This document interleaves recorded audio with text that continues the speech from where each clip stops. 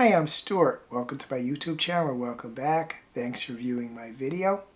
In this video, I'm going to do the new Windows and Mirrors reading tag. This is an original tag that was created by Pat at BookChatWithPat8668. I was tagged by Pat in her video that she did for this tag. Melodie at Melodie's Book Nook did this tag and tagged anyone who watched her video. Angelia at Read and Rereads did this tag too. I will put links to all their videos in the description of this video.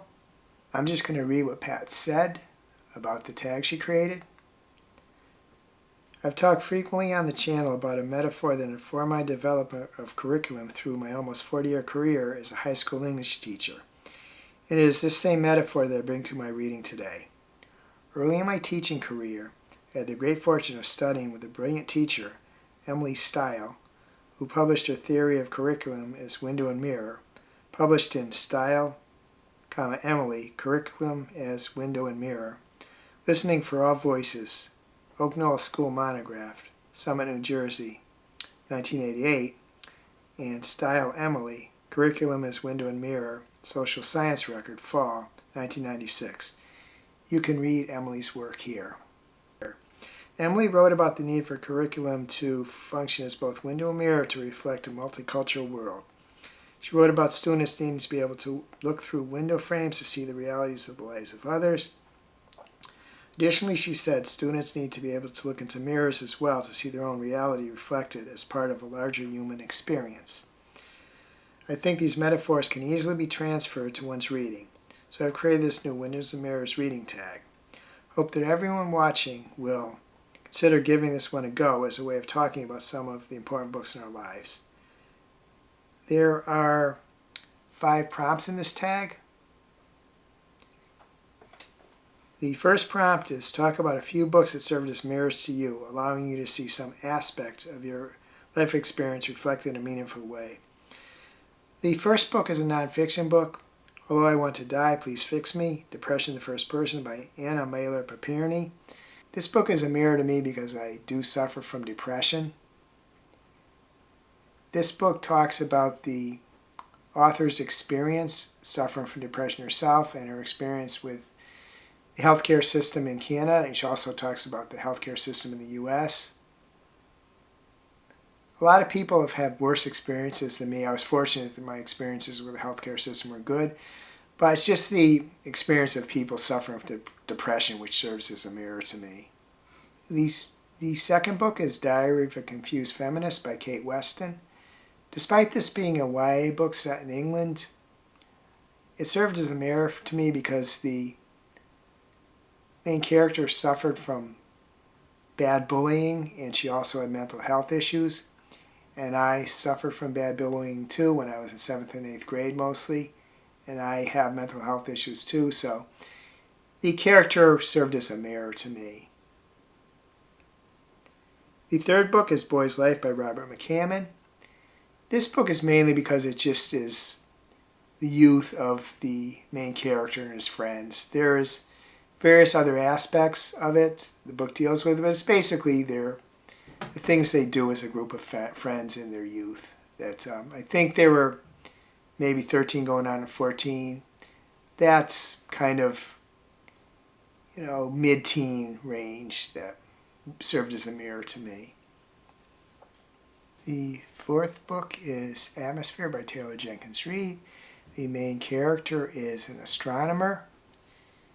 She loves everything about astronomy, the solar system, the stars, everything about astronomy. She teaches at a local college. At the beginning of the book, she gets an opportunity to train to be an astronaut. But the aspect that I feel is a mirror to me is when I was a kid, I loved everything about the moon, the solar system, the stars. I read a lot of sci-fi. I just loved it.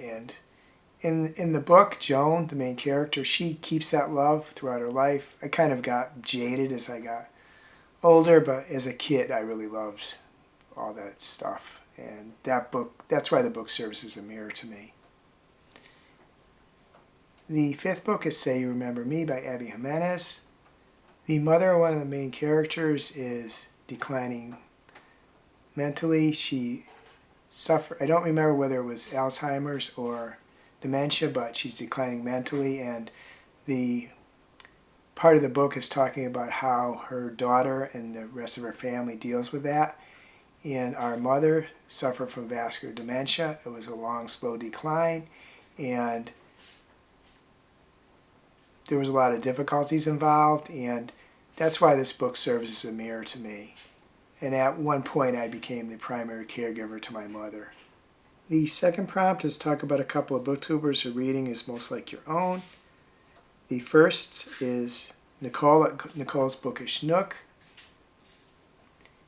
She reads a wide range of books. She loves horror and fantasy, as I do too, but she reads in all kinds of genres. The second is Joe and Mary at BookBuds. Maybe it's kind of easier because there's two people, but they read a wide range too, like Nicole. So, and as I read a wide range, I can only have commonality with people that also read a wide range. The third prompt is talk about a few books that serve as window frames to you, allowing you to see the reality of others outside of your experience. The first book I'm selecting is Imogen Obviously by Becky Albertalli. The main character is a senior who will soon be going to college. She has a queer best friend and a queer sister, and she is the straight one in her group of friends and family.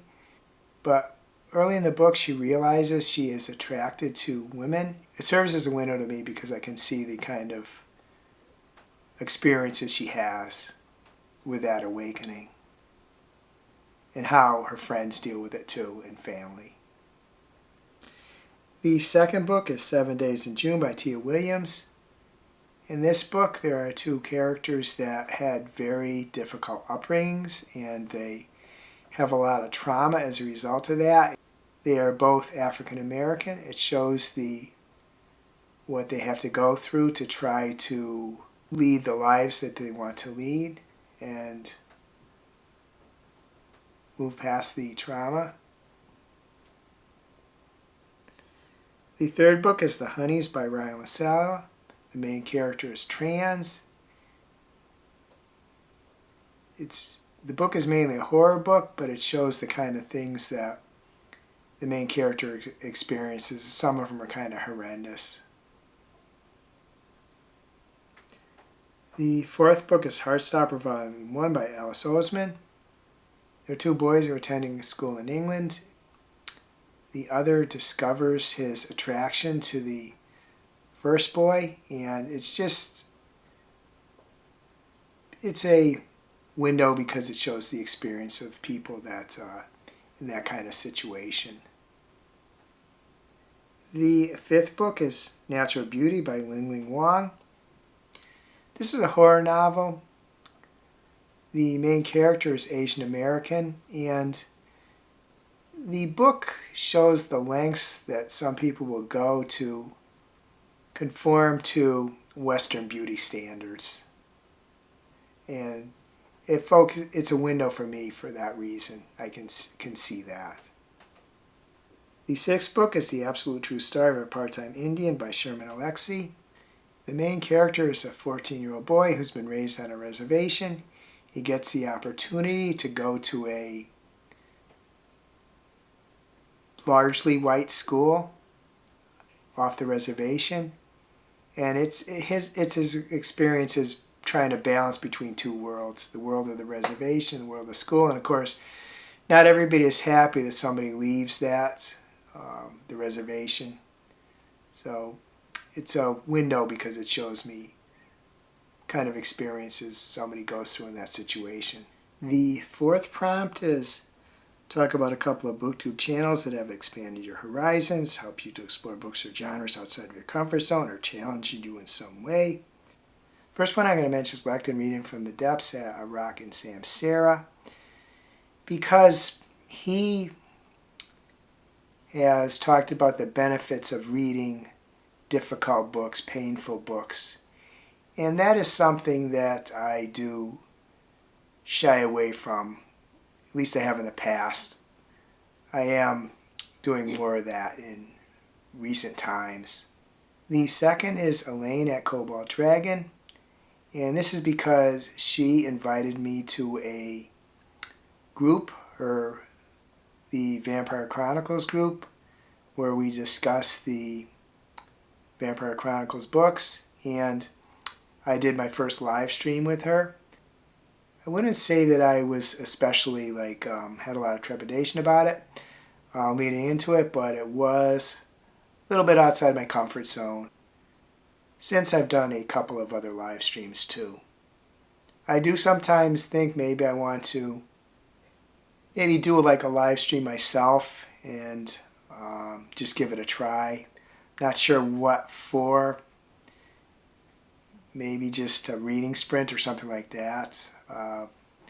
That I haven't done yet. The third booktuber I want to mention is Stephanie at Stephanie Bookish.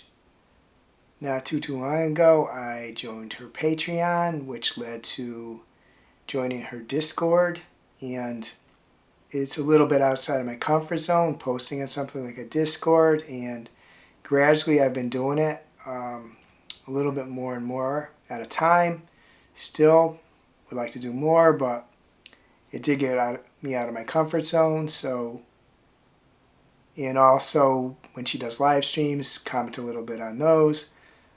I'm trying to be better in general at commenting on things. I am committed to commenting on all videos I watch. Sometimes I fall short of that, but it's something I'm really trying to do. But the three people I mentioned for various reasons have helped get me a little bit out of my comfort zone.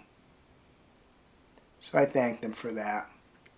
Fifth prompt is tag others. First, if you're watching this video, please consider yourself tagged. Whether you want to do a video of your own or you want to answer one or more of the prompts in my comments, please do so. But I am going to tag a group of people, and they will be in the description of this video. Just anybody who would like to do it. Again, a video of your own or one or more prompts in my comments. If you can't think of anything else to comment, please add one of the travel emojis, because I think for many of us traveling would be outside of our comfort zone. You could just pick one in general or one specifically that might be outside of your comfort zone. I hope you're having a wonderful reading week. I hope you're having a wonderful week in general. If you enjoyed this video, please give it a like, please subscribe, please hit the bell to get notified when I upload future videos.